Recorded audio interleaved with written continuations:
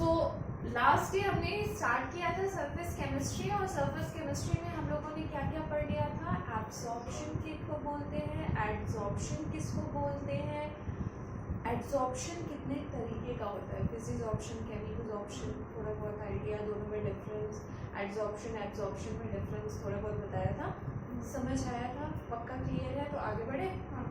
Okay, सो आगे आज का टॉपिक है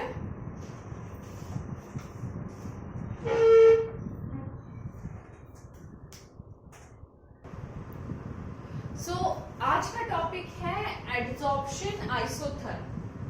ठीक है, एडजॉर्प्शन मैंने पहले क्लियर कर चुका है पहले की क्लास में कि एडजॉर्प्शन क्या होता है। आते हैं आइसोथर्म पे। तो आइसो मतलब सबको पता है, आइसो मतलब क्या होता है, सेम, और थर्म मतलब टेम्परेचर, है ना। आइसोथर्म का हो गया सेम टेम्परेचर। अगर एडजॉर्प्शन सेम टेम्परेचर पे हो रहा है तो क्या होगा, है ना, यही है टॉपिक का मीनिंग। ओके, अगर टेम्परेचर सेम हो रहा है तो कुछ ना कुछ तो वेरी करेंगे ना हम, तभी कंपेयर करेंगे कि क्या हो रहा है ना। तो वेरिएशन क्या रहेगा, वेरिएशन रहेगा तुम्हारा, वेरिएशन रहेगा तुम्हारा प्रेशर का। ठीक है, प्रेशर बढ़ाएंगे तो क्या होगा, घटाएंगे तो क्या होगा, but temperature should be same. ठीक है, टेम्परेचर सेम रखना है, वेरिएशन करना है। अच्छा, एडजॉर्बेंट और एडजॉर्बेट याद है क्या था? ओके, एडजॉर्बेंट जिसपे एडजॉर्ब होता है, मतलब जो सरफेस होता है ना, जो सरफेस है उसको भी हमको सेम रखना है। अगर सरफेस सेम है, टेम्परेचर सेम है, बट वेरिएशन किस में हो रहा है, ओनली प्रेशर में वेरिएशन हो रहा है, तो क्या क्या चीजें होंगी, राइट? ओके, तो इस टॉपिक के ऊपर एक साइंटिस्ट थे जिनका नाम था फ्रेंडलिच। ठीक है, जिनका नाम था फ्रेंडलिच। उन्होंने एक एडजॉर्प्शन आइसोथर्म इक्वेशन दिया था। एडजॉर्प्शन आइसोथर्म का एक इक्वेशन उन्होंने दिया था। ठीक है, क्या इक्वेशन था? That is x by m is directly proportional to p1 by n, ऐसा कुछ इक्वेशन दिया था। ठीक है, व्हाट इज x? x इसमें है अमाउंट ऑफ गैस एडसॉर्ब। ठीक है, और m है मास ऑफ एडसॉर्बेंट, p है प्रेशर, और n कोई भी एक कांस्टेंट है। ठीक है, चलो स्टोरी सुनो। क्या स्टोरी है? x by m is directly proportional to p1 by n। हम कह रहे हैं x क्या है, amount of gas to be absorbed, जो गैस एब्सॉर्ब होगा, और m क्या है, मास ऑफ एब्सॉर्बेंट होगा। अगर मान लो एक प्लैटिनम का सरफेस है, एक प्लैटिनम का सरफेस है, उसका मास मान लो 32 ग्राम है। ठीक है, और इस पे हम एक गैस को, कोई भी गैस है, वो 38 ग्राम का गैस है, उसको एब्सॉर्ब करा रहे हैं, तो मतलब ये क्या आएगा, ये आएगा 38 by 32 x by m। समझ आ रहा है? तो उन्होंने बोला कि x by m किसके इक्वल होगा, प्रेशर के डायरेक्टली प्रोपोर्शनल होगा। सोच के देखो होगा क्या, गैस कितना एब्सॉर्ब होगा जितना हम प्रेशर लगाएंगे। टेम्परेचर तो भैया सेम है, प्रेशर जितना लगाएंगे उतना एब्सॉर्ब होगा।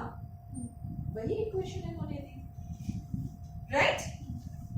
ठीक है, अब इन्होंने बोला कि ये प्रोपोर्शनलिटी साइन को हटाएंगे, और प्रोपोर्शनलिटी साइन हटा के हम एक कांस्टेंट लगाएंगे जो कि है k, p1 by n, right?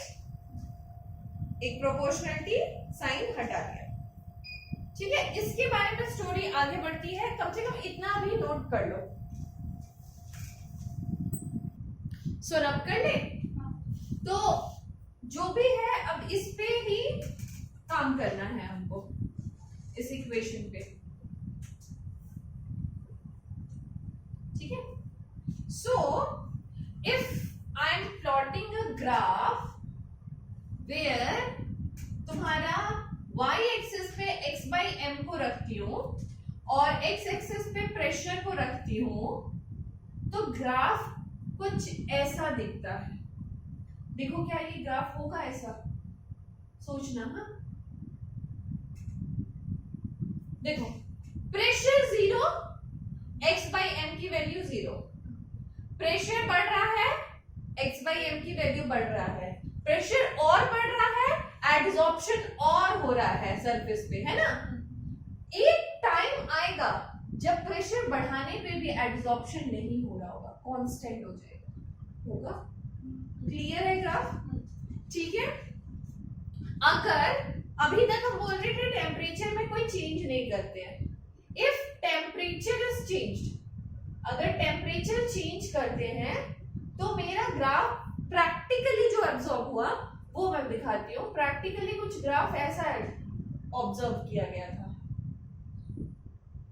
x by M इधर रखेंगे, प्रेशर यहाँ पे रखेंगे, ठीक है। Suppose this is a 195 kelvin पे है, ये है 244 केल्विन पे, ये है 273 केल्विन पे, ठीक है। इस ग्राफ, प्रैक्टिकली जो ग्राफ ऑब्जर्व किया गया, उस ग्राफ से क्या कंक्लूड कर सकते हैं? कंक्लूड ये हो रहा है, देखो अगर टेम्परेचर कम रहता है तो एड्सॉर्प्शन ज्यादा होता है, टेम्परेचर ज्यादा होता है तो एड्सॉर्प्शन कम हो जाता है। होगा ना यार, टेम्परेचर ज्यादा, मॉलिक्यूल एकदम एक्टिव फॉर्म में इधर उधर भाग रहे हैं, एड्सॉर्ब तो नहीं हो रहे हैं, है ना। जब टेम्परेचर कम होगा तो उसमें एनर्जी मॉलिक्यूल में कम होंगी, जाके सरफेस पे जाके बैठेंगे, होगा ना। जो ऑब्जर्व है वो फील हो रहा है ना, ठीक है। तो ये चीज, ये दो ग्राफ तुमको कंक्लूड करके दिया गया, ठीक है। ओके, एक और चीज बताते हैं, इसको मिटा लेने।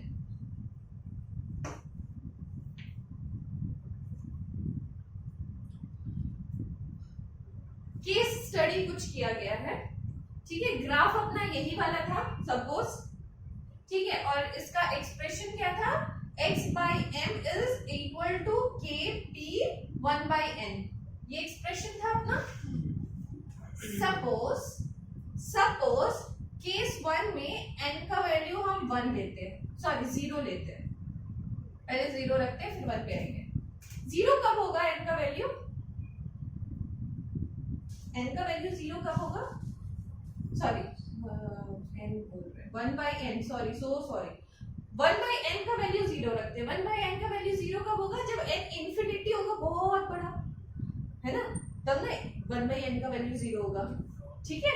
Suppose 1 by N is equal to 0, तो यहाँ पे क्या आ जाएगा? x by P is equal to K P का पावर 0, यानी कि क्या आएगा? x by P equal to K, क्योंकि p का पावर 0 इज 1, है ना। तो हम बोल सकते हैं x बाई पी जो होगा वो कांस्टेंट हो जाएगा at the point where 1 by N equal to 0। इस ग्राफ में बताओ ये चीज कहां दिख रही है? ये चीज कहीं यहां पे दिख रही है, कांस्टेंट हो गया है। तो this part is where 1 by N is equal to 0, right, done. Case 2, case 2 में क्या करते हैं? 1 बाई एन का वैल्यू 1 रखते हैं। ऑब्जर्व करो क्या आएगा?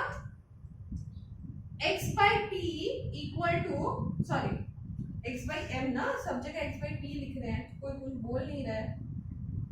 x बाई एम मिस्टेक को करेक्ट किया, ठीक है। x by M is equal to K P 1, done. तो अब देखो, this is x by M is equal to K P 1। Equation ध्यान से देखना, क्या ये इक्वेशन इक्वेशन तुमको y equal to M X की तरह दिख रहा है, ये m उधर चला जाएगा, y equal to M X की तरह दिख रहा है. This is a straight line equation where the c तो है नहीं इसमें. अगर c रहता मतलब ये कोई एक स्टार्टिंग पॉइंट होता है, इसका c नहीं है यानी कि c जीरो है ना. स्टार्टिंग पॉइंट है जीरो. जीरो कहाँ आ रहा था, यहाँ पे है ना. तो दिस इज द पॉइंट जहां पे 1/n जो है दैट इज इक्वल टू 1. समझ आ रहा है? ठीक है, एक मिनट होल्ड करना.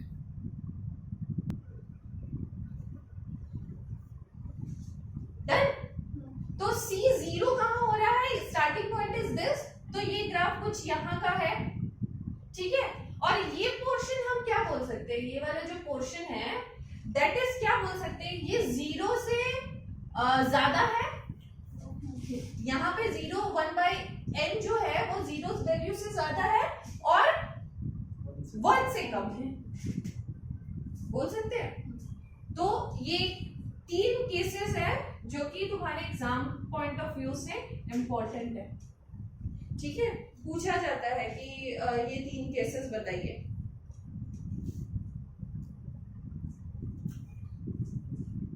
ठीक है, अब फ्रेंडलिच का फेलियर कहां आया था, बार बार पूछा जाता है what is the drawback of this experiment. तो फ्रेंडलिच का फेलियर कहां था, फेलियर ये था कि जब हम बहुत हाई प्रेशर कर देते हैं तो देख रहे हैं कांस्टेंट हो जा रहा है. ये क्यों हो रहा है, किस लिए हो रहा है, कैसे हो रहा है, कोई एक्सप्लेनेशन नहीं था. यही चीज इसका फेलियर, राइट. ठीक है, why the x/m value is constant at high pressure, उन्होंने कुछ एक्सप्लेन नहीं किया था या फिर नहीं कर पाए थे, राइट. ठीक है, अब चीजों को ना थोड़ा सा कॉम्प्लिकेट करते हैं इजी करने के लिए. मिटा ले, एकदम नोट हो गया. ओके, चीजों को थोड़ा सा कॉम्प्लिकेट करते हैं, लॉग लगाते हैं.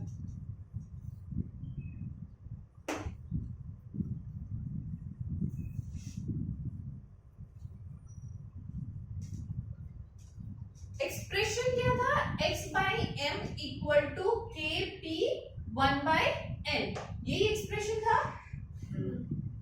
Add log on both side. ठीक है, तो log x/m equal to log kp 1/n. ये तो रोशन अच्छे से करेगा. बताओ रोशन, इसके बाद क्या होगा, log दोनों में चल जाएगा, log x minus log m. log x minus log m, इसको रहने देते हैं अभी फिलहाल के लिए. वहां का सॉल्व करो, उस तरफ का क्या होगा, तो वैल्यू इधर आ जाएगा 1/m log. पहले ये कर लेते हैं. ये ऐसे कुछ लिख सकते हैं, log k plus log p 1/n.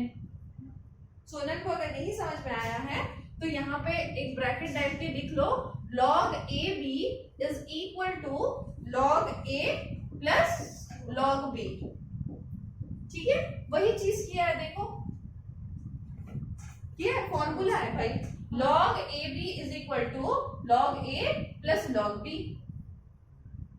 ठीक है, नेक्स्ट इसको सॉल्व करना है तो इसका फॉर्मूला लिखो, log a to the power b is equal to क्या होता है, b आगे हो जाता है, b log a हो जाता है.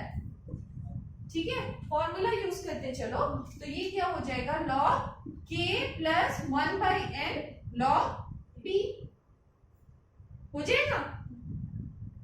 ठीक है, और यहाँ पे क्या था, log x/m.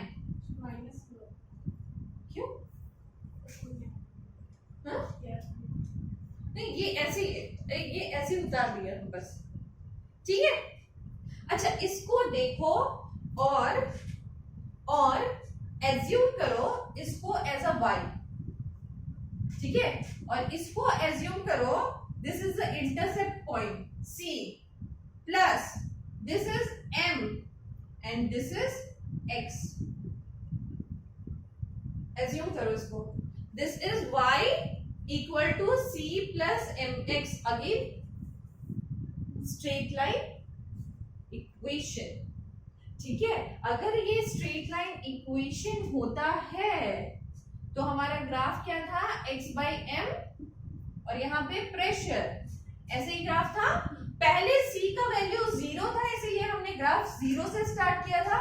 यहाँ पे c का वैल्यू क्या है, log k है, तो 0 से स्टार्ट नहीं होगा। अब स्ट्रेट लाइन कर्व समथिंग मान लो, एज्यूम कर लो ऐसे कुछ स्टार्ट होगा। डन, समझ आ रहा है? सी इसके पहले वाले इक्वेशन में ही जाके देखोगी तो स्ट्रेट लाइन कर्व का इक्वेशन देखो, सी का वैल्यू कुछ नहीं था। जब सी का वैल्यू कुछ नहीं था तो हमने 0 से कर्व स्टार्ट किया था। कर्व कुछ ऐसा था ना, ऐसे था ना, तो 0 से स्टार्ट किया था कर्व। बट अब तो सी का वैल्यू log k है, तो यहां से कुछ कर्व स्टार्ट हुआ है, सी का वैल्यू कुछ है ना, राइट? ठीक है, अब हम बोल सकते हैं दिस C इंटरसेप्ट पॉइंट क्या है, this is C is log k, log k के बराबर है। ठीक है, स्लोप जो होता है वो डेजिग्नेट करते हैं m से, है ना? स्लोप किसके बराबर है, 1 बाई n के। 1 बाई n मैथमेटिकल पोर्शन है, थोड़ा सा अंडरस्टूड करो। ठीक है, तो तुमको यहां से स्लोप ही और इंटरसेप्ट पॉइंट ही पूछा जाता है ग्राफिकली, तो वो रिप्रेजेंट करके दिखा दिया मैंने। ठीक है, तो this is the graph when log is applied for this. ठीक है, डन सोल्डर? यस, थोड़ा बहुत समझ में आया थी, पूरा नहीं। अभी तक जो हम लोग कर रहे थे वो एक सॉलिड सरफेस था, उस पे गैस का एडसॉर्प्शन हो रहा था। ठीक है, अभी थोड़ा चेंज करते हैं। क्या चेंज करते हैं, सॉलिड सरफेस पे लिक्विड का एडसॉर्प्शन करते हैं। जो सॉलिड लिक्विड इंटरफेस बताया था ना मैंने, इंटरफेस 3 तरीके के होते हैं। एक होता है solid solid interface, solid liquid interface और गैस गैस इंटरफेस। होता है? नहीं होता है। ठीक है, तो next topic is adsorption from solution. Adsorption from solution. ठीक है, ओके। सपोज एक कंटेनर है, ठीक है, उसमें एसिटिक एसिड का एक सॉल्यूशन रखा हुआ है। ठीक है, क्या है, एसिटिक एसिड का सॉल्यूशन। फॉर्मूला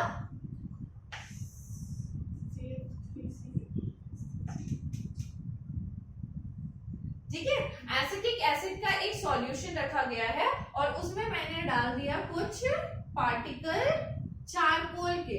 तुम लोग ही बताओ क्या होगा, बताओ क्या होगा? कल का ही कॉन्सेप्ट है यार। गुड एब्जॉर्बेंट हो रहा है, तो वो क्या करेगा, अब एसिटिक एसिड को एब्जॉर्ब धीरे धीरे करना शुरू करेगा और सॉल्यूशन में एसिटिक एसिड की मात्रा धीरे धीरे कम हो जाएगी।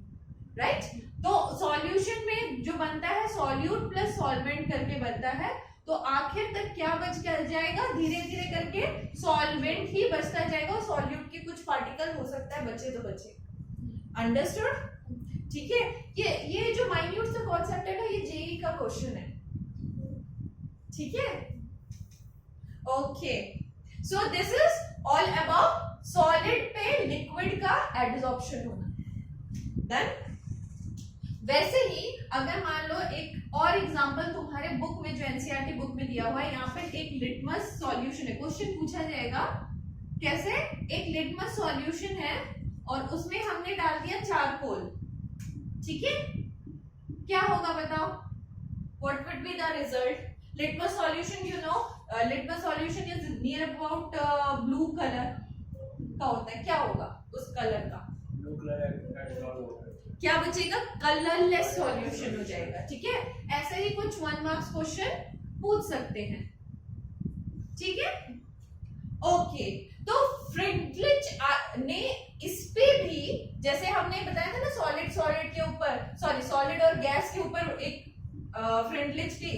दिया था, तो वैसे ही सॉलिड और लिक्विड के ऊपर भी फ्रेंडलिच ने एक इक्वेशन दिया है और डरने की जरूरत नहीं है, सेम इक्वेशन। ठीक है, तो फ्रेंडलिच का इक्वेशन था,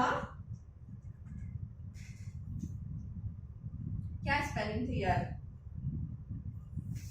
फ्रेंडलिच आइसोथर्म का जो भी था देख लेना। आइसोथर्म का एक इक्वेशन था जिसमें हमने पहले क्या किया था, हमने टेम्परेचर को सेम रखा था और प्रेशर को वेरी किया था, है ना। ठीक है, यहां पे हम क्या करने वाले हैं, यहाँ पे प्रेशर बोल के तो कुछ चीज नहीं होता है ना यार। ठीक है, तो इसमें हम कॉन्सेंट्रेशन के साथ कॉन्सेंट्रेशन को कॉन्सेंट्रेशन को सेम रखना है। आइसोथर्म, तो आइसोथर्म मतलब यहाँ पे थर्म टेम्परेचर बोल के कोई चीज नहीं है, यहाँ पे कॉन्सेंट्रेशन है, कॉन्सेंट्रेशन को सेम रखना है, टेम्परेचर मत लिख देना। ठीक है, तो वही कॉन्सेप्ट, फिर से वही फॉर्मूला आएगा, x by m is equal to kp 1 by n। तो यहाँ पे प्रेशर ना लग के कॉन्सेंट्रेशन पे खेलेंगे। ठीक है, तो ये इक्वेशन ना होके this is for gas equation, तो हम लिक्विड के लिए क्या लिखेंगे, k by m is equal to kc 1 by n। Understood, concentration पे काम करना है। ठीक है, तो फाइनल लॉग वाला फॉर्मूला क्या हो जाएगा, log x by m is equal to log k plus log c, और ये तो 1 by n यहाँ पे आ जाएगा ना। ठीक है, तो this is the formula for log. ठीक है,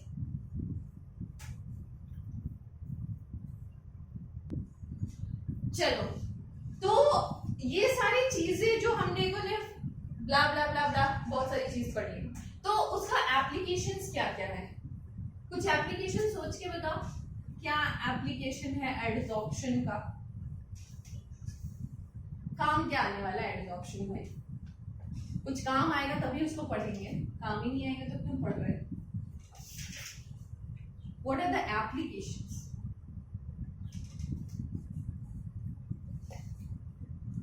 so applications of adsorption आते हैं, एक एक करके आते हैं। फर्स्ट है, अगर मेरे को कोई जगह को वैक्यूम बनाना है, ठीक है, वैक्यूम क्रिएट करना है, तो मैं क्या करूंगी, सोच के बताओ। एडसॉर्प्शन करूंगी ना, ऑफ कोर्स। मैं वो जो कंटेनर था, याद है, एक कंटेनर था उसमें बहुत सारे गैसेस थे और मैंने यहाँ पे चारकोल डाल दिया था, तो चारकोल ने क्या किया था, इस गैस को एडसॉर्ब कर लिया था और पूरा जगह वैक्यूम बन गया था। वैक्यूम अगर क्रिएट करना है तो we can apply this process. Second है गैस मास्क। ठीक है, जो लोग माइंस वगैरह में काम करते हैं ना, तो वो लोग मास्क लगाते हैं ऑफ कोर्स, तो उनके मास्क में क्या होता है, चारकोल होता है, जो भी डस्ट पार्टिकल है ना वो जाके चारकोल में चिपक जाती है। ऑफ कोर्स तुमने देखा होगा ना, आजकल जो फेस वॉश वगैरह होता है, फेस मास्क वगैरह होता है, चारकोल का यूज करते हैं। क्यों, चारकोल इज अ गुड एडसॉर्बेंट। ठीक है, तो वो खींच के गंदगी निकालता है, राइट। ठीक है, तो गैस मास्क सही है, समझ आ गया। ओके, नेक्स्ट है, थर्ड वन इज ह्यूमिडिटी। चलो ये तो तुम लोग ही मुझे बताओगे, ह्यूमिडिटी को कौन एब्जॉर्ब करता है, कौन एडसॉर्ब करता है, जल्दी से बताओगे, कोई पढ़ा होगा कल का क्लास तो पता होगा। पानी को कौन एडसॉर्ब करता है और कौन एब्जॉर्ब करता है। एग्जांपल, एडसॉर्ब सिलिका जेल है ना, और एब्जॉर्ब एनहाइड्रस क्लोराइड। ठीक है, ओके। फोर्थ, अगर मुझे कोई सॉल्यूशन से कलर हटाना है, डीकलराइजेशन करना है, कर सकते हैं इसका इस्तेमाल। ठीक है, उसके बाद एक है froth formation process, flotation.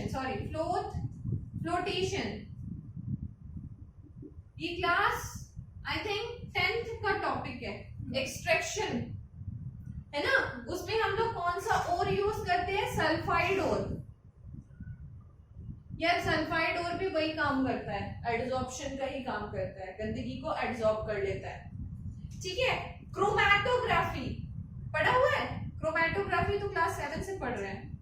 Chromatography अगर याद होगा, क्रोमैटोग्राफी में एक क्या होता है, कॉलम टाइप का दिया जाता है और यहाँ पे मैंने डाल दिया क्या, मान लो सिलिका जेल डाल दिया, ठीक है, और यहाँ से मैं एक सॉल्यूशन को पास करा रही हूँ, तो क्या होगा, कलरलेस सॉल्यूशन निकलेगा क्योंकि सिलिका जेल उसको एब्जॉर्ब कर लेगा, ठीक है। ओके, सो इसके अलावा भी बहुत सारे एप्लीकेशन है जो तुम्हारे बुक में भी प्रोवाइडेड होंगे, एक बार देख लेना, पढ़ लेना, समझ आ गया ना बस, ठीक है। तो इतना था ऑल अबाउट तुम्हारा एडजॉर्प्शन। नेक्स्ट टॉपिक है कैटलिस्ट, ठीक है, बहुत बड़ा टॉपिक है, अच्छा टॉपिक है। आगे तुम लोग बोलो तो बढ़े बढ़े, ओके बेटा ले।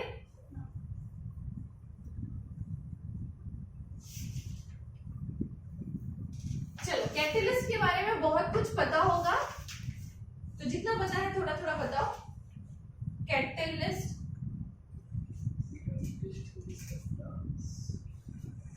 कैटलिस्ट, कैटेलाइसिस, कैटल क्या क्या बोलते हैं, जो भी बोलते हैं, कैटेलाइसिस। चलो Catalyst is a substance which take part in a reaction to increase or decrease the reaction without involving it. Without involvement, ठीक है, वेरी नाइस। सो कैटलिस्ट का इन्वेंशन कोई पूछेगा नहीं, मगर जान के रखो, साइंटिस्ट का नाम था बर्जीलियस, नाम का एक साइंटिस्ट था जिन्होंने कैटलिस्ट का इन्वेंशन किया था, या द प्रोसेस ऑफ कैटेलाइसिस को समझा था क्या होता है, ठीक है।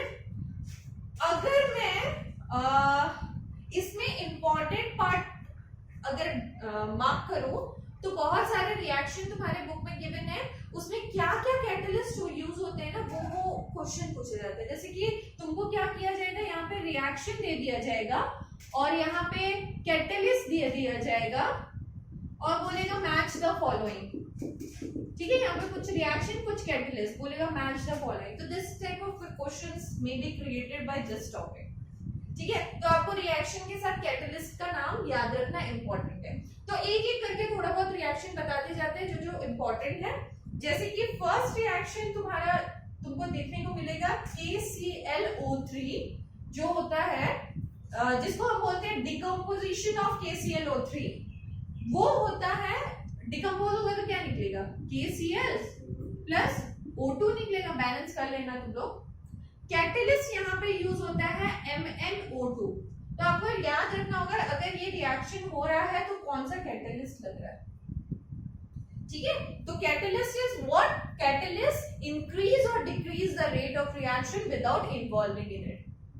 Done, okay. सबको पता है तो लिखने की जरूरत नहीं है ना definition. Catalyst may be promoter,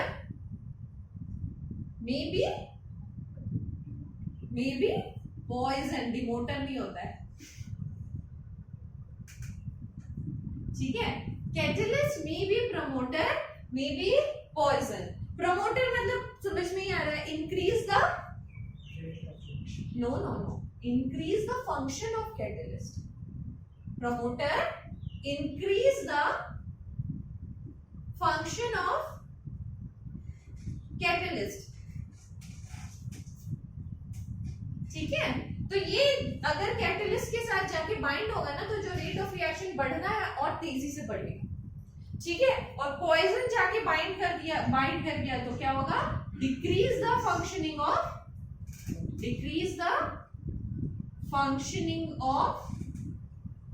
catalyst. Understood, ठीक है।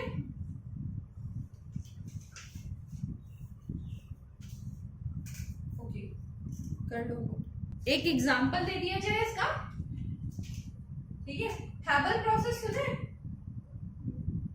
हैबल्स प्रोसेस याद रखो यार, ये सब बहुत इंपॉर्टेंट प्रोसेस होते हैं, पढ़ के आ चुके हो तुम लोग। हैबर प्रोसेस में क्या होता है, अमोनिया का प्रोडक्शन होता है, मतलब फॉर्मेशन होता है। तो कैसे होता है, N2 plus H2 gives out ammonia. कैसे देगा, यहाँ पे 2 लगा दो, यहाँ पे 3 लगा दो, ठीक है, ठीक है। अच्छा, इसमें कैटलिस्ट के रूप में कौन यूज होता है, इसमें कैटलिस्ट के रूप में आयरन का यूज किया जाता है, और प्रोमोटर के रूप में मोलिब्डेनम का यूज किया जाता है। Very very important process, Haber's process, ठीक है, डन। चलो मिटा लेते हैं। अब देखो,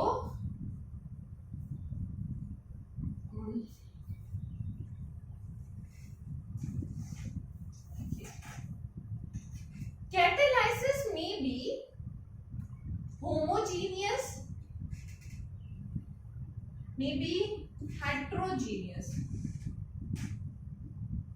ठीक है। what is homogeneous and what is heterogeneous, देखो अगर एक रिएक्शन होता है तो एक रिएक्टेंट होता है और एक कैटलिस्ट लगता है और यहाँ पे प्रोडक्ट आता है। अगर लगना हो तो कैटलिस्ट, तो प्रोडक्ट आता है, यही होता है रिएक्शन में, ठीक है। अगर phase of reactant, phase of reactant अगर इक्विवेलेंट हो, मतलब सिमिलर हो फेज ऑफ कैटलिस्ट के, तो उसको कहा जाएगा होमोजीनियस। मतलब अगर रिएक्टेंट भी गैसियस फॉर्म में है और कैटलिस्ट भी गैसियस फॉर्म में है तो वो हो जाएगा होमोजीनियस, ठीक है। अगर फेज ऑफ रिएक्टेंट अगर कैटलिस्ट के फेज से इक्विवेलेंट नहीं हुआ तो वो हो जाएगा हेट्रोजीनियस, राइट। इसके examples very very important for the point of view of your exam. सारे के सारे examples very important with catalyst. मिटा ले, अच्छा लिख लो। चलो, सो स्टार्ट विथ एग्जांपल्स, ठीक है।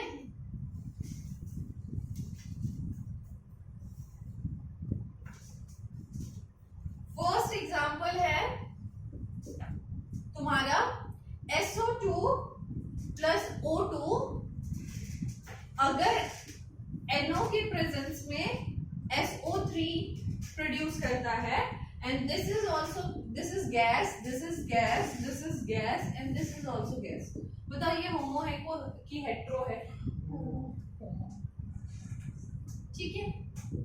नेक्स्ट, इसी में SO2 प्लस O2 अगर प्लैटिनियम लगा देते हैं तो ये सॉलिड हो जाता है, ये गैस हो गया, ये गैस हो गया और प्रोडक्ट में आ जाता है SO3 अगेन गैस। तो अब बताओ, क्योंकि ये गैसियस फॉर्म में है, ये सॉलिड में, हेट्रो, ठीक है। चलो, next example is again Haber process. N2 gaseous form में, H2 गैसियस फॉर्म में, आयरन सॉलिड में और फॉर्म होगा NH3 गैसियस फॉर्म में। बोलो, हेट्रो, ठीक है। नेक्स्ट, हाइड्रोलाइसिस ऑफ ईस्टर, नाम से भी याद रखना, ठीक है, सारे रिएक्शंस को। CH3COO C2H5 लिक्विड के फॉर्म में है, H2O लिक्विड मतलब एक्वस और HCl state is liquid form होगा CH3COH प्लस C2H5OH। बोलो होमो। ठीक है, ऊपर वाला मिटाए, मिटाए ऊपर वाला।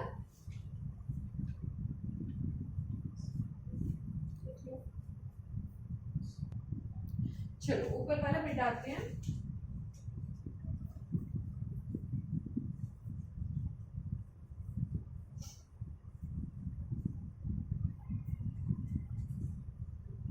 ठीक है, नेक्स्ट कितना नंबर एग्जांपल होगा? 4। Hydrolysis of cane sugar.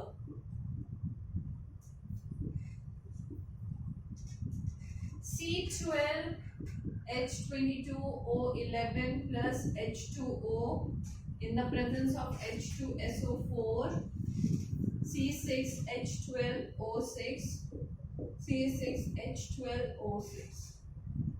Liquid, liquid, liquid, liquid, liquid. Example of homo. Next is hydrogenation of oil. Vegetable oil plus H2 gas in the presence of nickel, platinum solid, वनस्पति घी।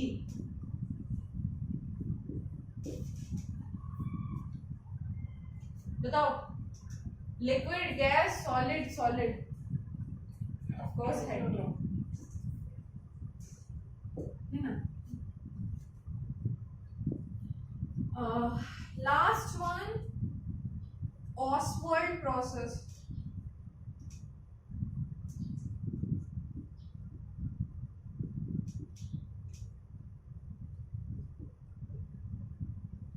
NH3 का production, NH3 के presence में reactant के रूप में production होता है HNO3 का, नाइट्रिक एसिड का प्रोडक्शन होता है इस प्रोसेस में। तो इसमें स्टेप है NH3O2 NO plus H2O, gas, gas, platinum solid, ये गैस और ये भी गैस, ये हो गया हेटेरो। ठीक है, so these are some important very important examples of hetero and homogeneous catalyst.